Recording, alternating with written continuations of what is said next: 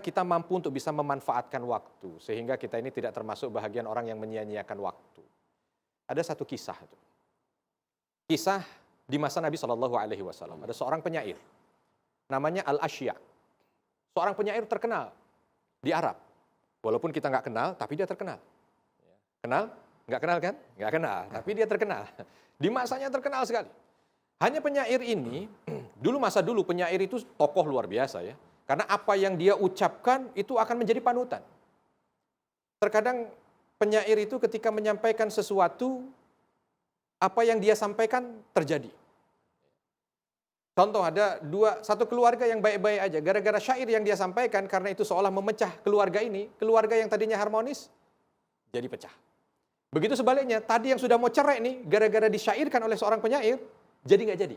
Gitu. Itu luar biasanya penyair ya. Sampai Nabi Shallallahu Alaihi Wasallam mengatakan bahwa syair itu sebahagian daripada sihir. Ya, kenapa? Karena kekuatan itu tadi. Ini Al-Ashya ini, seorang penyair terkenal. Dia mendengar tentang siapa baginda Nabi Muhammad Shallallahu Alaihi Wasallam, tetapi belum pernah jumpa. Tapi karena mendengar bagaimana sifatnya, bagaimana akhlaknya, bagaimana mulianya, bagaimana yang dibawa, maka dia tuliskan syair tentang baginda Nabi Shallallahu Alaihi Wasallam dengan segala kebaikan Nabi Shallallahu Alaihi Wasallam. Nah, Quraisy tahu, dan Quraisy paling tidak suka yang kafir ini, Quraisy kafir ini. Kalau seandainya Nabi Shallallahu Alaihi Wasallam itu ada kesempatan untuk menaikkan namanya, maka Quraisy ini mencoba untuk mengirim utusan kepada Al-Ashya ini. Udah, kamu saya kasih uang sekian, sekarang rubah syairmu, jangan kamu baik-baikkan nama Muhammad, tapi kamu hinakan nama Muhammad. Al-Ashya bilang, bagaimana? Saya orang yang punya akal, dan semua syair tidak semuanya bisa disogok dengan uang. Tidak. Tapi justru itu membuat dia pengen masuk Islam. Pengen dia masuk Islam. Akhirnya dia berniat untuk menghadap Nabi Shallallahu Alaihi Wasallam. Di satu kesempatan, jumpa dengan orang kafir Quraisy di tengah jalan. Mau kemana Al-Ashya? Saya mau jumpa dengan Muhammad. Mau ngapain? Mau ikut agamanya. Orang kafir Quraisy takut nih. Wah, ini kalau ikut bahaya. Ini jadi amunisi ini. Karena syair dulu, penyair itu amunisi. Maka orang Quraisy mencoba menakut-nakuti. Kamu udah pikir belum? Kalau kamu ikut apa yang dibawa oleh Muhammad, satu, dia mengharamkan riba. Jadi perdaganganmu tidak bisa mendapatkan keuntungan besar. Kata Al-Ashya, apa urusannya saya dengan riba? Saya bukan pedagang, nggak ada masalah, saya tidak ada riba. Wah, bingung orang Quraisy kan? Ditambah lagi, kamu nggak bisa zina. Karena ajaran dia mengharamkan zina. Bagi saya nggak ada masalah kalau cuma suruh meninggalkan zina. Kecil buat saya. Udah mau jalan ditahan lagi. Ajarannya Muhammad mengharamkan khamr. Kamu nggak bisa mabok lagi. Al-Ashya kaget. Waduh, nggak bisa mabok ya? Ini berat ini kalau nggak bisa mabok. Kayaknya tunggu dulu nih kalau nggak bisa mabok. Akhirnya apa?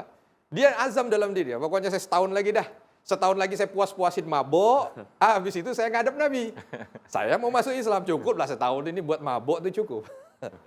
Ternyata apa yang terjadi? Allah takdirkan sebelum 1 tahun. Dia mati.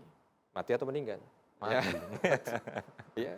Dalam kondisi dia memegang araknya itu tadi. Dan kisah ini banyak masyhur diceritakan oleh beberapa ulama. Untuk menunjukkan betapa kalau kita lihat, andaikan Al-Ashya kala itu mengenyahkan semua apa yang diomongin oleh kafir ini. Tidak menyia-nyiakan waktu betul, memanfaatkan yang sudah Allah berikan dari secercah hidayah itu, menjumpai Nabi, Masya Allah. Dia akan menjadi orang yang dekat dengan Nabi, dia akan menjadi orang yang senantiasa bersama dengan Nabi, membantu Nabi dengan syair-syairnya. Bahkan surga begitu dekat dengannya. Tapi hanya karena berapa tahun? 1 tahun nggak nyampe. Disia-siakan, akhirnya hilang. Nah, jangan sampai waktu yang sudah Allah berikan disia-siakan. Karena terkadang waktu itu, tadi Kiai kita sudah bilang, sesuatu yang paling berharga dalam hidup manusia. Yang paling berharga dalam hidup manusia, waktu. Selain waktu, nggak ada. Makanya, di antara harta yang tidak bisa balik, waktu aja. Kalau uang kehilangan 1 juta, bisa balik. 50 juta, bisa balik. 5 miliar, bisa balik. Bisa, walaupun susah. Tapi kalau balik ke usia 17 tahun, ini kiai kita, mustahil. Mustahil. Mau balik 1 hari aja di usia 17 tahun, mustahil. Kenapa? Itu dia menunjukkan waktu paling berharga. Nah, di bulan Ramadan begini ini juga kadang-kadang banyak orang menunda-nunda kiai. Waktu yang udah diberikan dia nggak manfaatkan dengan baik. Udah dia niat tadi kiai bilang mau khatamkan Al-Quran.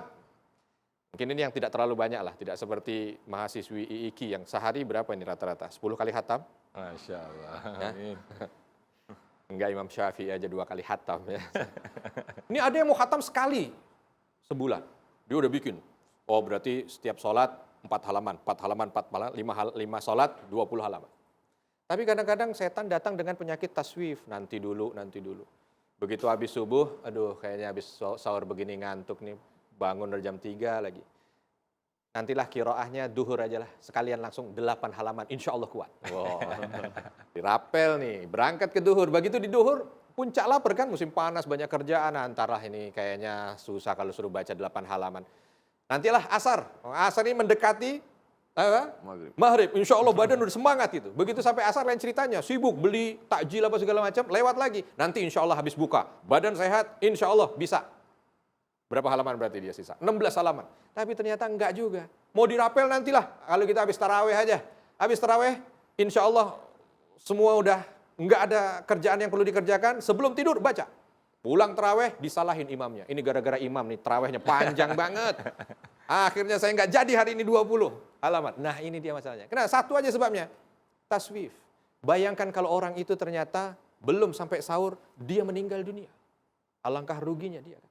Maka bismillah, manfaatkan dengan sebaik mungkin segala kesempatan yang Allah Subhanahu wa taala berikan kepada kita. Karena jangan mengharap besok masih ada. Jangan mengharap besok akan jumpa dengan kita. Jangan mengharap masih ada Allah berikan kesempatan. Tidak. Anggaplah ini Ramadan terakhir kita, kalau kita bicara Ramadan. Atau bahkan mungkin anggaplah ini adalah jam terakhir kita. Maka berikan yang terbaik untuk akhirat kita. Berikan yang terbaik untuk Allah Subhanahu wa taala. Wallahu a'lam. Baik, terima kasih Ustaz Arifin Nugroho telah menyampaikan paparannya dari satu kisah yang sangat menarik sekali, Al-Asya, betapa dia menyia-nyiakan kesempatan untuk menjemput hidayah. Namun siapa tahu Allah ternyata mencabut nyawanya sebelum 1 tahun dalam kondisi memegang botol khamar. Nah, mudah-mudahan na'udzubillah kita terhindar dari ini semuanya. Insya Allah nanti kita akan bahas lebih dalam lagi. Saya ingin tanya, siapa ini? Saya pengen tahu siapa yang mau bertanya nanti, silakan. Oke, nampaknya seru banget nih Ustadz. Nanti kita akan bahas lebih dalam lagi, tapi kita sahur lagi.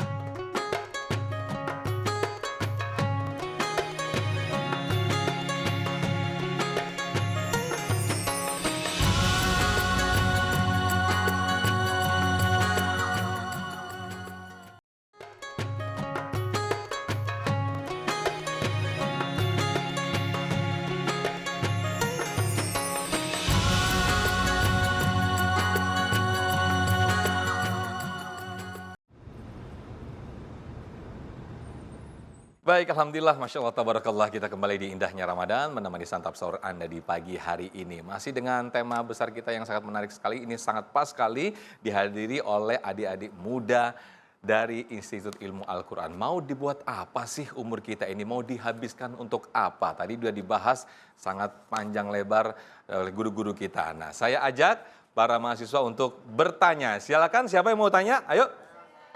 Oke, saya akan tunjuk satu, silakan. Iya, oke, yang berkacamata. Siapa namanya? Iya. Assalamualaikum warahmatullahi wabarakatuh. Waalaikumsalam warahmatullahi wabarakatuh. Nama saya Ajeng Rindiantika dari Institut Ilmu Al-Quran Jakarta. Ya. Izin bertanya Ustadz. Pertanyaannya, konsep hidup seperti apa yang seharusnya dimiliki oleh setiap manusia agar hidupnya tidak sia-sia?